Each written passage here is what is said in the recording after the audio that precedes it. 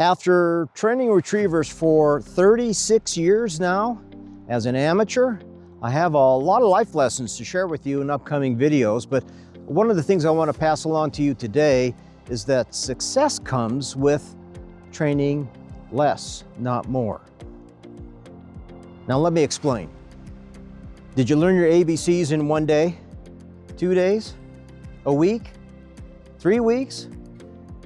You take a couple of letters a day when you were a child and you learned your first 2 or 3 letters, then the next day you learn 2 or 3 more, then the next day you try and put all those together, and then the next day, so on and so forth. You get the idea.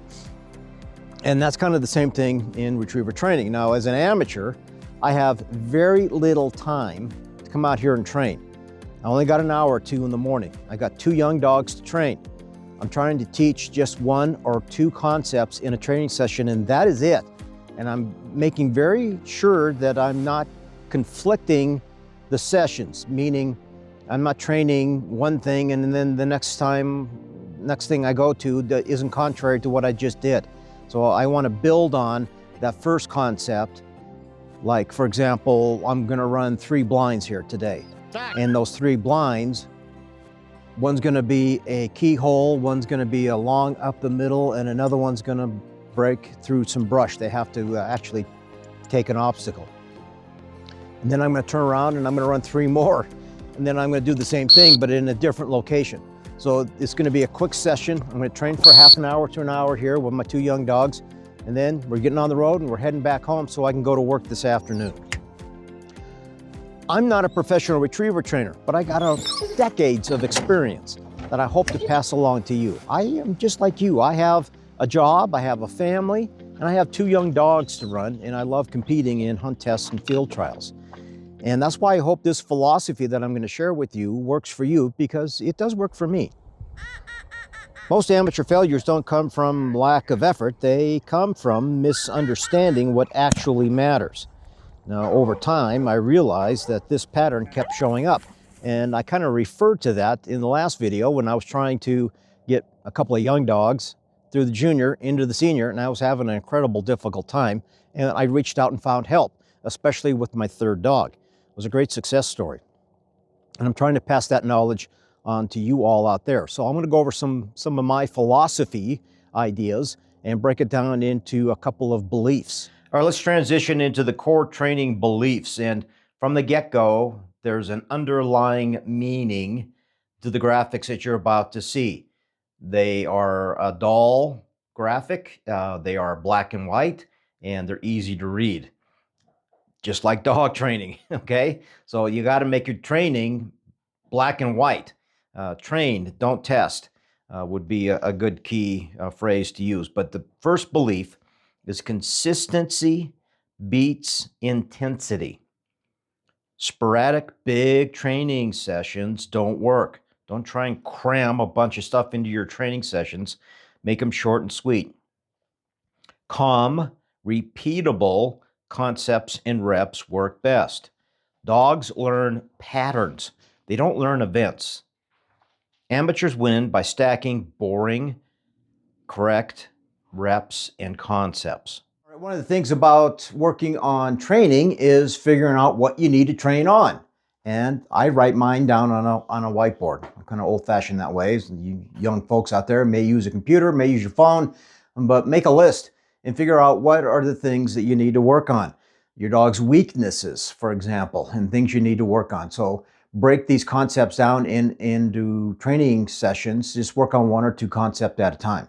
Don't try and do the entire list in a week or in a training session. Heavens no, that is not recommended. But some of the things that we'll work on with Doppler.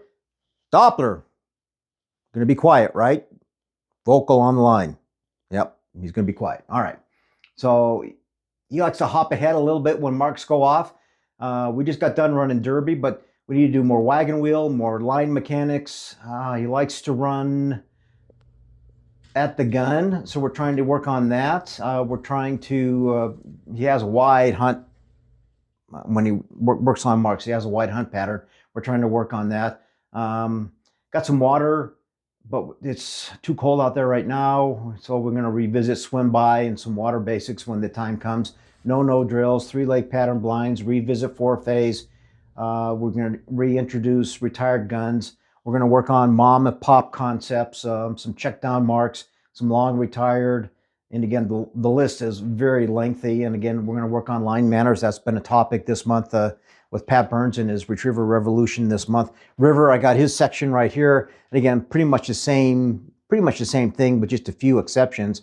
River is a little more subdued dog, so he's a little bit easier to control. But again, he has some heat tolerance issues, but again, it's the wintertime and we're not working on that right now. But we've got a lot of concepts for marking, building memory, doing multiples, single off multiple guns, retired guns, hip pockets, mama pop, and we're going to work on blinds, whistle stops, tied to a gun station, run a blind tied to a gun, some keyhole concepts, some handling concepts. Again, if you don't understand what these terms are, we'll try and do that in a future video and explain what some of these retriever training tips are, especially for new folks out there. So River, we're going to work on running a under the arc blind today, right? Yeah, okay. So we're working on under the arc blinds with River today, and we're going to work on vocalization issues with Doppler. And again, we're just going to pick 1 or 2 of these topics and put that in my training session for today. And we're going to work on that. And depending on how they do, if they do good, then we'll move on to the next one. If they have trouble, then we may try and revisit that and rethink outside the box of how can I make that a little easier for them to understand. But these are the concepts that I want to work on. These are the concepts I want to teach. These are the concepts I want them to think about when they're sleeping at night. These are the things that we're going to work on in the next 6 months before the next hunt test or field trial rolls around.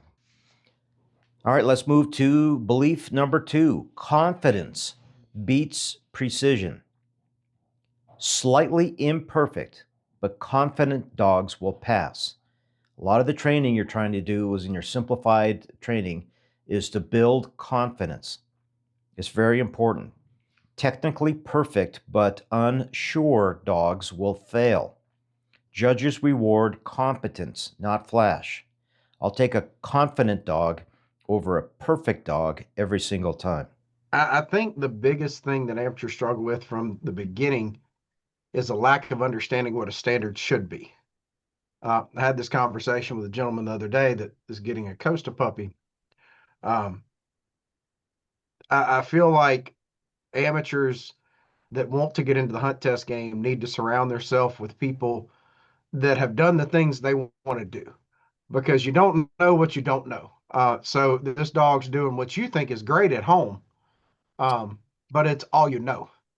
I think that the biggest mistake amateurs make is not surrounding themselves with people that understand what they're trying to accomplish and where they can visualize what the dog needs to be doing. That's the biggest thing I see with amateurs starting in hunt tests, that they show up and they just want to run a season test. Started typically goes pretty well, but when they get to season or finish, that's when the wheels fall off.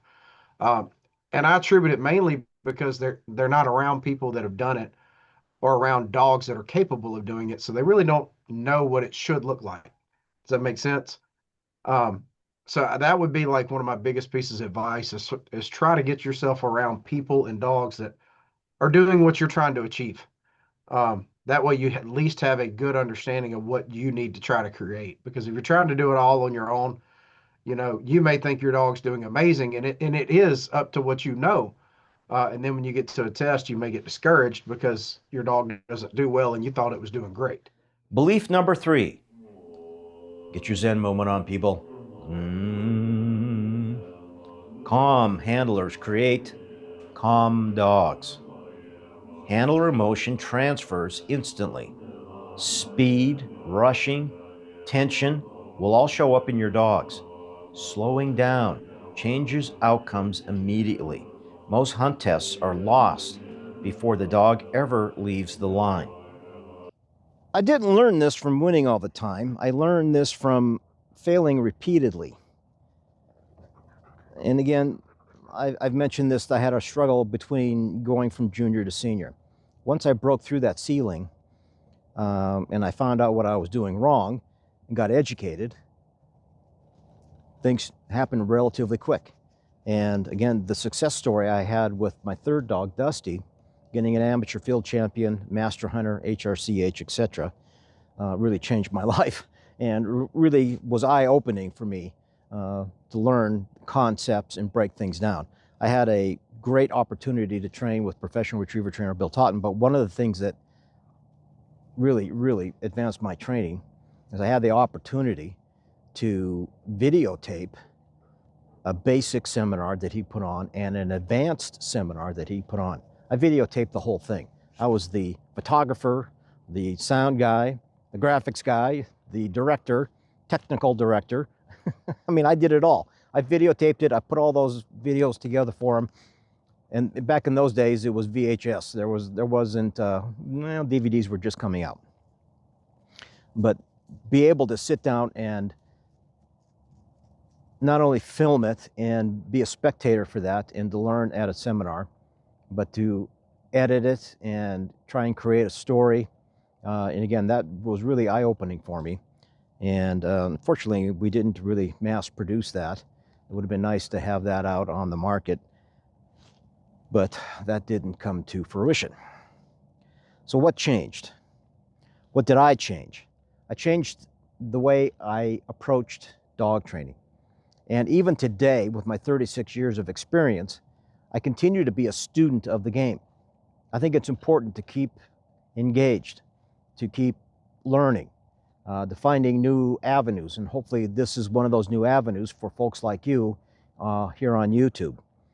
So what did I improve? A lot. Just a basic understanding of how dogs think, how to read a dog, to see their intentions, and to don't be so harsh on the collar. Failures, again, failing repeatedly and then learning from those failures. But another important thing I've learned here just recently, what I'm doing right now, is videotaping myself with a dog on the line and in training. And then I can take that back and look at it and analyze it. So there's a lot of great tips here. And coming up in videos in the future here, we'll start to get into some training concepts that I'll share with you. But I want to lay a foundation over the last, for the next 4 or 5 videos of philosophy and mindset, etc., and where you can find some actual help. Do dead bird. So how this changes everything. Sit. Once I adopted this mindset, my training got simpler, my dogs got cleaner, my results improved. So again, it's important to tie good training results in with a good mindset or philosophy on how to train. You need to melt those two together and have that kind of mindset when you go out and train. This channel exists for amateurs, people who want to do this right without pretending they're a pro. Everything I share here is built on this philosophy. If that resonates with you, subscribe. I post amateur first retriever training advice every week. Think like an amateur, train like a pro.